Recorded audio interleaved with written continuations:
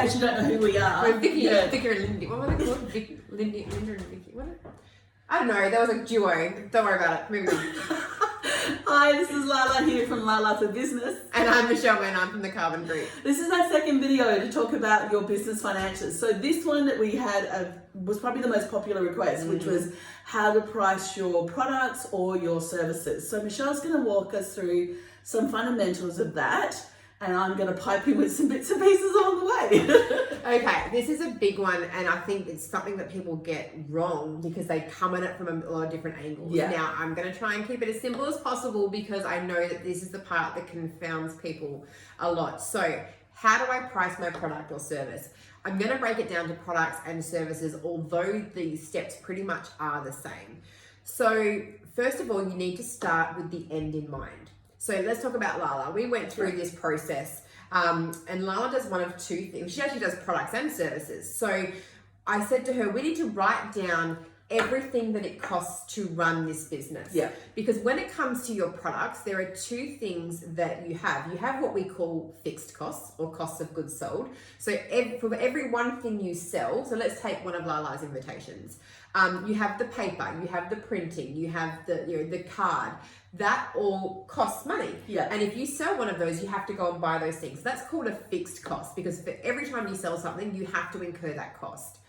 Then there's something called your variable costs. So those things are like your rent, your telephone, your internet, your insurance. You could sell nothing all year and you would still have to find the money to pay for those costs. So they're called your variable costs. So they don't move. They don't change if you sell something or you don't sell something. So we went through the process of writing down everything that it costs to run a business in terms of loan repayments, rent, staff, where we pay for those. And so then once you've written all that down, it's a really eye-opening experience because it says, well, that's how much I need to sell. Yeah. And then on top of that, you have to factor in the fact that for every one thing you sell, when you have a product, you have to buy things for that. So I think it's really important to get an overview about what it costs to run your business because that's going to help you price your product. And so when you're looking at something that you're selling, we look at what it costs to buy that thing. So for an invitation, what it costs for the paper, for the printing, for the packaging. And that's part of it when you sell that. So say it costs $4 to buy the things to make an invitation. If you sold that thing for $4, you haven't got any money to go towards those variable costs to cover rent, to cover loan repayments, to cover your insurances, to cover the business owner. Yeah. So you're doing yourself a disservice. So you need to price that product to not only cover the cost of what it takes to buy that product to make, but to also cover everything else, which is why we're here when you hear the term markup. What's the markup on that? I see so many business owners pricing themselves out of business because they say, oh, this cost me $4 to make, I'm going to sell it for $5. So you're keeping $1. Yeah. You're making $1 to cover everything else in your business and also your time. And I think that's a lot of things that we don't value in business owner land is if you make something for $5, you sell it for $10, you're paying yourself $5. That's to cover your labor, to cover everything else. So how much is your hourly rate worth? That's a really important question because sometimes when you ask that and when you work it out, so my husband used to manage car yards and when we first met and I worked out that he was literally earning $8 an hour because they weren't paying the bonuses and everything. And I was like, babe, seriously, $8 an hour, let's find you a job that pays a better rate. So we got him out of it, got him requalified, he's now a long distance truck driver. But when he sort of went, oh, but this is how much I earn, I go, no, but how much are you earning an hour? It's this. He's like, oh my God, that's ridiculous. And you need to factor that in because, if you were paying your staff to do it, you would pay them an adequate hourly rate. So if you're the only person in your business doing something, you need to factor in what your hourly rate is. Now with services, I think that's the hardest part because basically when you're selling yourself, which as an accountant I sell myself, I sell my time. You don't want to rip people off. You think that you are because you don't have a product to sell. You don't think, well, what is this costing me to be here every day? So when you have a service, again, you have to look at all of your variable costs, your rent, your insurance, your staff, that sort of thing. But you also have to value your time. Yeah. which is hard. Yeah. It is really hard. And the amount of money and effort and education you put into yourself to get to that point of being an expert in your field and to maintain it as well. And I think it's hard to do is people don't do that. So when you're setting your prices, people fall into a couple of things. Obviously, survey the market. Yeah. Survey the market, do your research and see what other people in your field are charging. Now, I'm not saying that to price match, because when you price match, it's a race to the bottom for everybody, because you undercut that person, so then they undercut their person. And it goes back to what we were talking about in our first video about revenue versus profit. If you keep reducing your price and it's not covering your costs, then it doesn't help anybody. All it does is bring the industry down, because everybody's prices get lower, and then people start going out of business. So realize that you have to set a price, first of all, that covers your costs and covers your time and your effort and pay you and compensates you for all of that. Now, that may not be for everybody, and I think that's a really hard thing for business owners to understand, that some people you're going to be too expensive for. Yeah. And that's okay. Yeah. But people don't like that. I think especially when you're starting a business, people just keep thinking, I need the sale. I need the sale. I need the revenue. And I remember when I first went into business, I was pricing myself terribly, which sounds like I do as I say, not as I did. But I was pricing myself terribly because I just needed money in the door. And I think especially when you're only selling your services, you do undervalue yourself, because I don't really have to cover any other costs. But that sets a precedent. Yeah, it does. Absolutely. So I made the same mistake when I decided to go online with wedding invitations. I did a lot of research looking at what other people were charging, and I sort of found myself sitting in the same price bracket. And because I do have staff and because I do have overheads, because I'm not just doing it at home as a side hustle and relying on a full-time income, this is everything. Those prices were not realistic for me to maintain. And it also damaged my brand.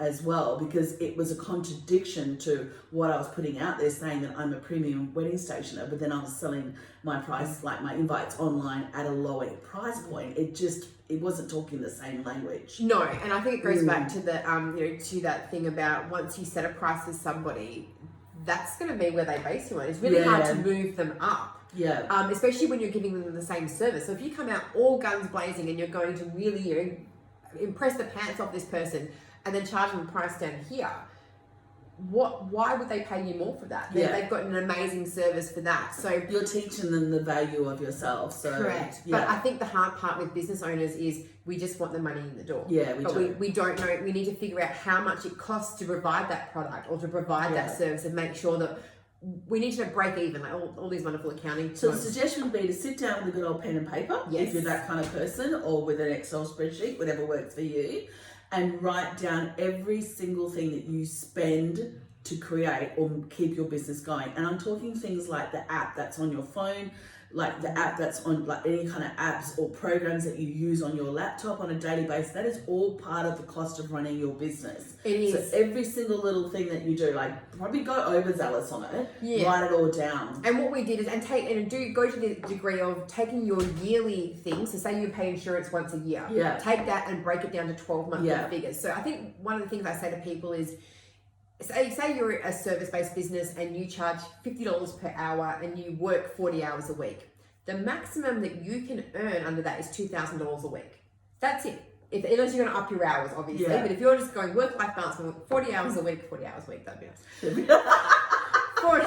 We want that job. Find me a small business owner that works 40 hours a week. No. But if that's your business model, you're going to work 40 hours per week at $50 per hour. You've maxed out at $2,000 a week. So does your business run on $2,000 a week? What are your overheads? So if you take your rent and you take your insurances and your staff costs and your apps and your software costs and all those sorts of things, if your running costs of your business are $3,000 a week, you've made a loss. Yeah. But people don't know that. They just sort of think, well, money's coming in the door. You need to break it down. So definitely take all of your costs, things that are annual, things that you pay fortnightly, things that you pay weekly, ad hoc costs. What we did is we went over last year profit and loss, and we did what's going to average. So is your advertising spend going to go up? Is it going to go down? And we did a budget. Budgets are huge. Some people love them more than others. my head explodes. But it's actually really good. Yeah. The other thing too is when you look at a profit and loss, and this is your profit, so your revenue income coming in, expenses going out, but there are things that you pay for in your business that don't appear on your profit and loss statement if you are running like a Xero or a MYOB or a Wave. And those are things like loan repayments. Loan repayments sit on something called your balance sheet, so that's something separate. So when you're looking, one of the big things I see with business owners when I do their tax at the end of the year, or if I'm doing reporting for them, is I say, oh, you've made a profit of $40,000 this year, and they're like, great, where is it? Yeah. I think you've actually heard me say that to you. Yeah. You wouldn't be alone, because if I say to you, well, here's your money coming in, here's your expenses going out, and here's what's left, people want to know where that $40,000 is. But if you've taken owner's drawings every week, that's where it be. Or if you have a loan that you've paid down, or that's where it might be. So there are a lot of things that don't show up on that profit and loss statement, which go to the running of your business. So you have to make sure you've got enough money to put aside for that. Yeah. And these are all things I don't think people are, quite get, and therefore we don't know how to price our product to cover those costs. And then what happens is if you're not pricing your product correctly and you're not understanding what costs you need to cover and everything, then it snowballs. You'll get into a year or two or even 5 years down the track and you've taken out the second mortgage on your house and you've maxed all your credit cards, and then you've just taken out all of this financial stress, and you kind of like, well, I can't figure out why. Like, how do I get my business to make money, and how do I get back on top of it again? And then you're behind the eight ball. And you're behind the eight ball. And this is where I think that is the pivoting point of where you kind of go, holy shit. But these little steps, like understanding your basic cost to begin with, what you should be selling for. And it will also make you not discount your product. Yes. This is the thing that really pisses me off. I don't want to see people discounting their product. Right. That's not a way to get clients. They are not the right clients for you. So a lot of my coaching clients be like, oh, do I do a sale and do I discount? I'm like, no, add value in instead. Add something in of value. So for me, for example, I might put in a welcome sign or a guest book or something, but I will never discount my work. Yeah. But if you understand what your cost is of that particular product or service, then you know why you're not going to discount it as well. And I think the other thing that people don't plan for, which is where so many small businesses get caught out, is when a dollar comes into your bank account, automatically put a third of that away for tax. Yeah. And so so every sale that you make, you're already 66 cents in the dollar is all you've got to cover your expenses. And I think that's where people get stuck, because it's not upfront. Taxes once a year. You get through this, you get through the year, and then you've made a profit on paper, and then you get a tax bill. People are like, well, I didn't budget for that. I haven't factored that into my figures. So the key things that I see people do is they don't price their product or service enough. One, they end up with tax bills because they haven't put money away for that.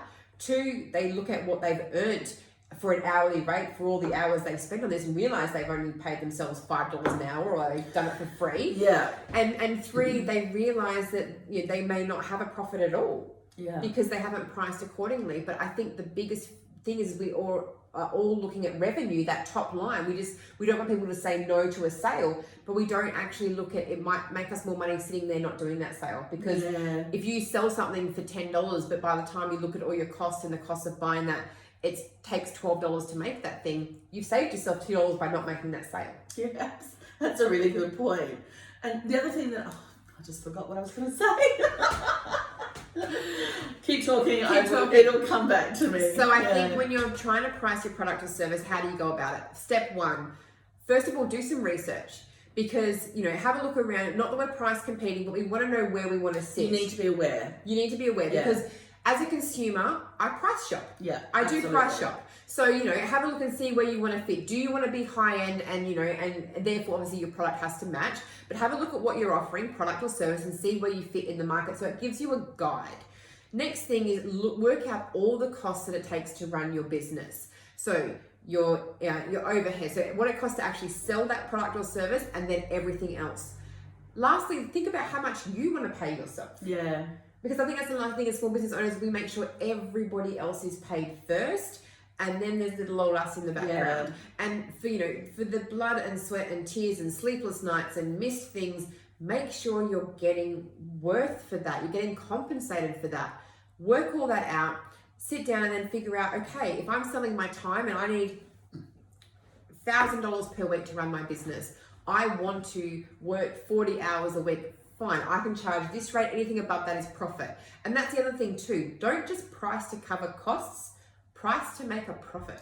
Yeah, and it's not a dirty word. You're in business to make money. You're allowed to do this. It's not a sin or anything else like that. Like this whole thing about we don't have a right to do it. Yes, we do have a right to make a profit. Yeah. So what kind of markup would you put? So say, for example, it cost me $5 to make a product, which includes all of my overheads and everything else.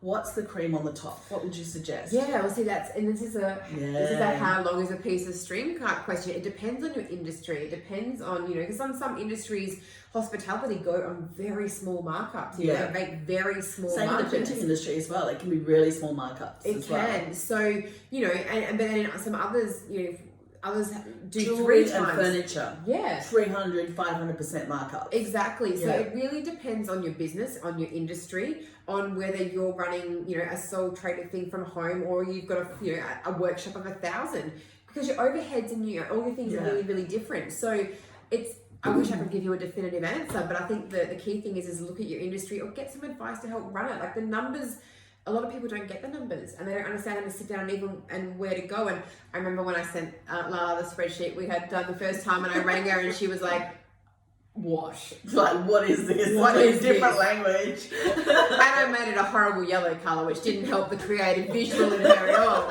So, but sitting down and running through that and talking about it, and I loved watching you do that process because you could see the light at the end of the tunnel. You could see how the numbers worked for you, and we did modelling. So we did. If you turn over this amount per month, your profit's going to be this. So we knew the parameters of about what was the lowest you could go each month, and what and then for every dollar you went over that, it goes straight to your bottom line, which is for you to take home. And we also worked out the sweet spot of what that markup was going to be, that I knew was within an acceptable level to charge my clients.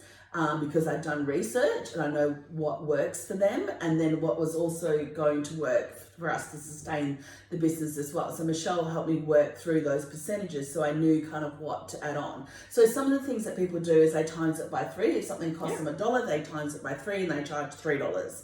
So that the dollar covers the cost, the dollar is covering the overheads, and then the dollar is the cream on the top. So that's another way. So you can times it by 3. Some people put a percentage on, so they might add 60% or 100% or 300%. So that's why doing research in your market is a good idea. It also, this is one thing I learned as well, particularly when COVID hit, is when we went through all of the expenses we were paying. So for example, we have Adobe subscriptions for 4 laptops in here now. We realized we were paying way too much for those subscriptions. So we went and negotiated with Adobe to get a much better price. And I also did it with my phone bill and a lot of other things as well. I went in and culled a lot of things that I didn't need to spend the money on. So that made me a bit more aware of what was going out and how I could prioritize that. And I think when you know your income and you know your expenses, making overall profit can be adjusted by one of 2 ways. It can be adjusted by increasing your income, so getting more sales in the door, but it can also be really affected by just cutting your costs. Yeah. And a lot of people don't know. One of the fun things I do every year, I'm a barrel of laughs, you know, a lot of this. It's also really confronting. After the end of the financial year, I dump out my credit card, my 12 months of credit card into an Excel document, and then I sort by where it is.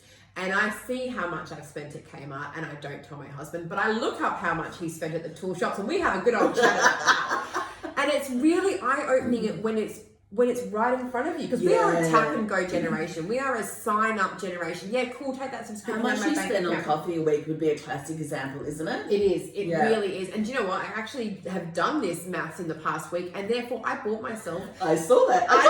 I bought myself an expensive coffee machine because I realized if I'm buying $10 worth of coffee a day, you know, and yes, I want to support small business, of course.